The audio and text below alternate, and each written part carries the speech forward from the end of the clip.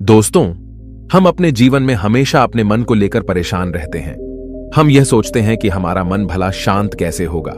हमारे मन में तो तरह तरह के विचार चल रहे हैं। हम काम कुछ और करना चाहते हैं, लेकिन हमारा मन हमसे कुछ और ही काम करवा लेता है।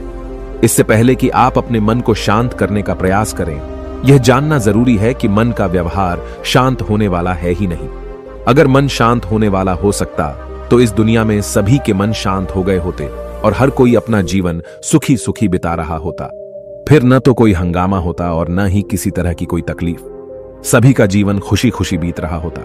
फिर न तो आप और न ही मैं पैसे कमाने के पीछे भाग रहे होते। समस्या तो यह है कि हम ज्यादा से ज्यादा चीजें इकट्ठा करना चाहते हैं, क्योंकि हमें लगता है कि हमारे पास जितनी ज्यादा चीजें होंगी हम उतना ही सुखी रहेंगे। लेकिन वास्तविकता तो यही है कि बाहर की किसी भी चीज में कोई सुख नहीं है और न ही उनमें कोई दुख है। और यही कारण है कि जब हम किसी चीज के पीछे भाग रहे होते हैं, जब हम कोई चीज पाना चाहते हैं, तो उसे पाकर हमें पल भर के लिए खुशी तो मिलती है, लेकिन बाद में हम उस खुशी का एहसास नहीं कर पाते। वह खुशी दुख में परिवर्तित हो जाती है। और इसी प्रकार से हम एक चीज से दूसरी चीज, दूसरी से तीसरी चीज के पीछे लगातार भागते रहते हैं, क्योंकि हमें ऐसा ही लगता है कि यदि हम वह चीज पालेंगे तो हम सुखी हो जाएंगे। लेकिन वास्तविकता में वही सुख हमारे दुख का कारण बन जाता है, जिस कारण हमारा मन बेचैन रहने लगता है। हम उस चीज को पाने के लिए तरह तरह के उपाय करते हैं, जिस कारण हमारा मन और भी बेचैन होने लगता है। और यह बेचैनी धीरे धीरे चिंता का रूप ले लेती है और हमारा मन पूरी तरह से अशांत हो जाता है। हमें कुछ भी अच्छा नहीं लगता। हमें लगता है कि जो कुछ हमने मांगा था उसका उल्टा हो रहा है। सब कुछ हमारे विपरीत जा रहा है। और फिर हम अपने मन को शांत करने के लिए ध्यान करना शुरू करते हैं, क्योंकि एक ध्यान ही वह मार्ग है जो हमें ज्ञान की ओर ले जाता है। वह हमें यह बताता है कि बाहर किसी भी चीज में कोई सुख नहीं है और न ही दुख है। दुख और सुख तो हमारे मन का भ्रम है। यह हमारे मन की एक उपज है, जिसके लालच में हमारा मन हमें यहां वहां भगाता रहता है। जैसे कि महीनों से भूखे एक भिखारी को अगर एक सूखी रोटी भी मिल जाए तो वह उसके लिए सुख है, वह उसके लिए अमृत है। और ठीक उसी के विपरीत यदि किसी धनवान के घर पर 56 प्रकार के भोग भी बन जाए, तब भी वह उसे खाकर तो दुखी ही रहेगा। यह तो उनकी मनस्थिति पर निर्भर करता है। इसे और अच्छे से समझने के लिए आज की जो कहानी मैं आपको सुनाने जा रहा हूं, इस कहानी के माध्यम से आप यह समझ पाएंगे कि हमारे मन की स्थिति क्या है और हम इसे कैसे नियंत्रित कर सकते हैं। तो चलिए बिना किसी देरी के कहानी शुरू करते हैं। एक समय की बात है, एक गांव में एक युवक रहता था जिसका मन बहुत ही अशांत रहता था। वह हमेशा तनाव में रहता। वह अपने मन को शांत करना चाहता था, लेकिन उसे कोई भी उपाय नजर नहीं आ रहे थे। उसके जीवन में कई प्रकार के दुख थे, जिनके कारण वह हमेशा तकलीफ में रहता, तनाव में रहता। एक दिन उसे पता चला कि उसके गांव में एक बौद्ध भिक्षु आए हुए हैं, जो सभी को दुख और सुख पर उपदेश दे रहे हैं। वह युवक तुरंत ही घर से निकला और उनके आश्रम जा पहुंचा। वहां पर पहुंचने के बाद उस युवक ने देखा कि वह बौद्ध भिक्षु सभी गांव वालों को उपदेश दे रहे थे। बौद्ध भिक्षु कह रहे थे कि सभी के जीवन में कोई ना कोई सुख और दुख तो आता ही रहता है, जिस कारण हमारा मन बहुत अशांत रहता है। और एक अशांत मन इस दुनिया का कोई भी सुख नहीं ले सकता। फिर चाहे उसे पूरी दुनिया की धन दौलत ही क्यों न मिल जाए, वह उसे पाकर भी दुखी ही रहेगा। परंतु जिस व्यक्ति का मन शांत है, उसके पास चाहे कुछ भी हो या ना हो, वह हर छोटे पल का आनंद ले सकता है। वह हर पल को खुशी खुशी जी सकता है। इस दुनिया का और इस जीवन का परम सुख भी प्राप्त कर सकता है। इतना कहकर उन बौद्ध भिक्षु ने अपना प्रवचन समाप्त कर दिया और वापस आश्रम की ओर लौट गए। युवक भी उनके पीछे पीछे आश्रम पहुंच गया और इस युवक ने उन बौद्ध भिक्षु से कहा, हे गुरुवर, अभी कुछ देर पहले आप उपदेश दे रहे थे कि एक शांत मन हर पल का आनंद ले पाता है, हर पल को सुखी सुखी जी पाता है। लेकिन इस दुनिया में सभी के पास मन है और सभी के मन अशांत है, तो ऐसे में भला अपने जीवन को कोई सुखी सुखी कैसे जी सकता है। इस दुनिया में शांत मन किसी के पास नहीं। मेरे पास भी एक ही मन है और वह भी शांत नहीं है। गुरुवर, क्या आप बता सकते हैं कि मैं अपने इस मन को कैसे शांत करूं? तभी बौद्ध भिक्षु ने उस युवक को ध्यान के बारे में समझाया, ध्यान के फायदे बताए और उसे कहा, बेटा, ध्यान करने से हमारा मन शांत हो जाता है। हम विचारों के दलदल से बाहर आने लगते हैं और इस कारण हमारे जीवन में सुख उत्पन्न होने लगता है। यदि तुम भी अपने जीवन में सुखी होना चाहते हो, अपने मन के इन विचारों के दलदल से बाहर निकलना चाहते हो, तो तुम्हें ध्यान करना चाहिए। तुम्हें ध्यान का अभ्यास करना चाहिए, क्योंकि यही वह मार्ग है जो तुम्हारे मन को शांत कर सकता है और तुम्हें सही राह पर ला सकता है। उस युवक ने उन बौद्ध भिक्षु की बात मान ली। उस युवक ने उन बौद्ध भिक्षु को प्रणाम किया और वापस घर चला गया। घर पहुंचने के बाद उसने ध्यान करना शुरू किया। वह रात भर ध्यान करता रहा, लेकिन उससे उसे कोई लाभ नहीं हुआ। इस कारण वह अगली सुबह फिर से उन बौद्ध भिक्षु के पास पहुंचा और उन बौद्ध भिक्षु से कहता है, गुरुवर, आपके कहे अनुसार मैंने रात भर ध्यान किया है, लेकिन उससे मुझे कोई लाभ नहीं हुआ। मेरा मन तो अभी भी अशांत है। आप तो कह रहे थे कि ध्यान करने से हमारा मन शांत हो जाता है। तभी वह बौद्ध भिक्षु उस युवा से कहते हैं, ध्यान कोई एक बार करने की चीज नहीं है, यह तो अभ्यास है और धीरे धीरे समय के साथ मन शांत होता जाएगा। इस पर वह युवक कहता है, हे गुरुवर, मेरे पास इतना समय नहीं है। मुझे कोई ऐसा मार्ग बताइए जिससे जल्दी जल्दी मेरा मन शांत हो जाए और मैं खुशी खुशी अपना जीवन जीने लग जाऊं। ऐसे तो मेरा बहुत समय बर्बाद हो जाएगा। मुझे कुछ ऐसा बताइए गुरुदेव, जिससे मेरा मन आज के आज और अभी शांत हो जाए, जिससे मैं सुख की अनुभूति कर पाऊं, मुझे सुकून मिले। उस युवक की यह बात सुनकर बौद्ध भिक्षु मुस्कुराने लगे। उन्होंने उस युवक से कहा, बेटा, मेरे पास तुम्हारे लिए कुछ ऐसा है जिससे तुम्हारा मन अभी के अभी शांत हो जाएगा। इतना कहकर वह बौद्ध भिक्षु अपने आश्रम में गए और अंदर से एक घड़ा लेकर आए और उस युवक को थमाते हुए कहते हैं, जाओ और पास की बह रही उस नदी से इस घड़े में पानी भरकर लाओ। उन बौद्ध भिक्षु के इतना कहने के बाद उस युवक ने वह घड़ा हाथ में ले लिया और नदी की तरफ जाने लगा। उसके बाद मन ही मन सोच रहा था कि लगता है यह गुरु पागल है, इन्हें कुछ नहीं पता। भला यह घड़ा मेरे जीवन में शांति कैसे ला सकता है? यह मेरे मन को शांत कैसे कर सकता है? लेकिन उसके पास और कोई रास्ता नहीं था, जिस कारण उसने घड़ा लिया और पास वाली नदी के पास पहुंच गया।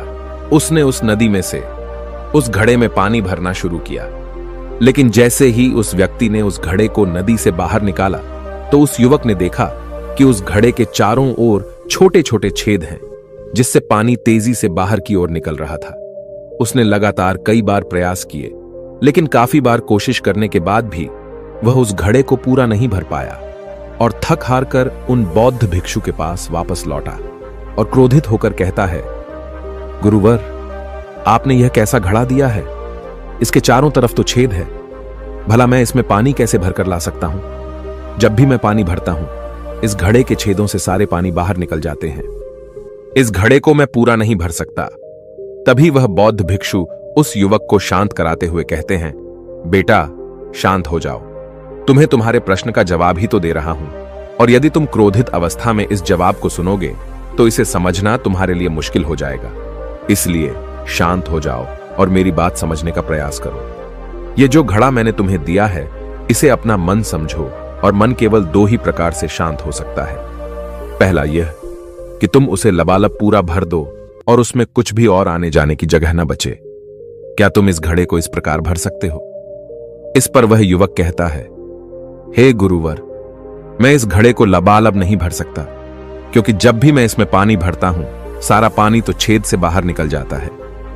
तभी वह बौद्ध भिक्षु उस युवक से कहते हैं, ठीक इसी तरह हम भी अपने मन को कभी नहीं भर सकते। हम जितना इसमें डालते जाएंगे, वह सब कुछ हमारे शरीर के द्वारा बाहर आता रहेगा।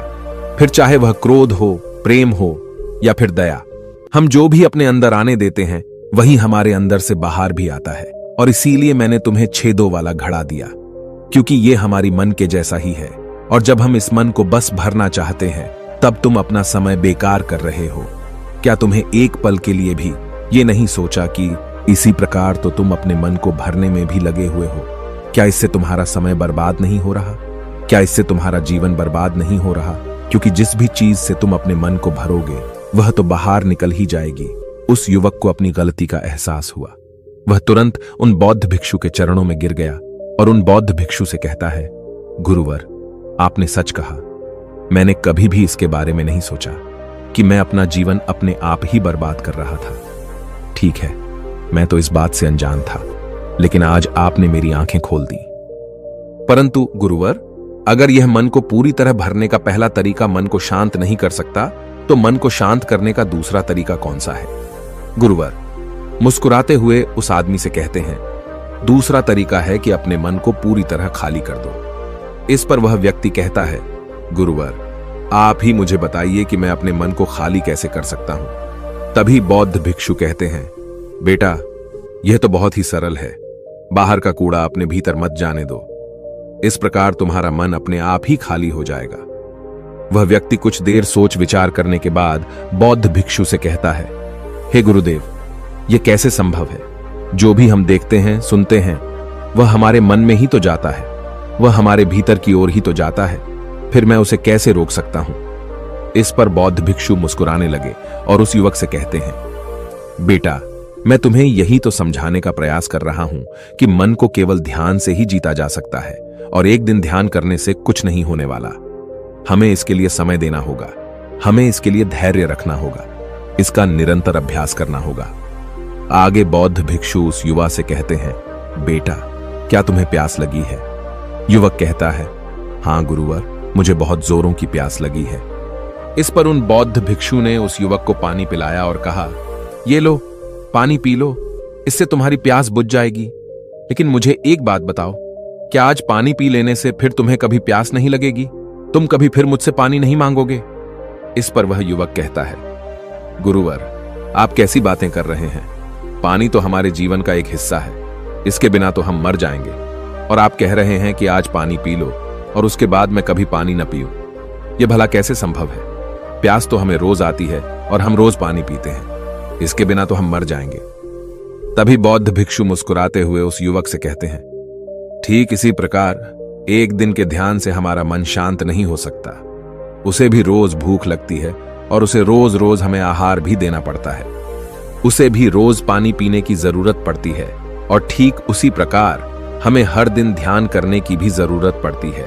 और जब हम निरंतर ध्यान करते हैं, इसका अभ्यास करते हैं, तो देखते ही देखते हमारे मन की भूख शांत होने लगती है और एक समय पर हमारा मन सारे विचार उत्पन्न करना बंद कर देता है।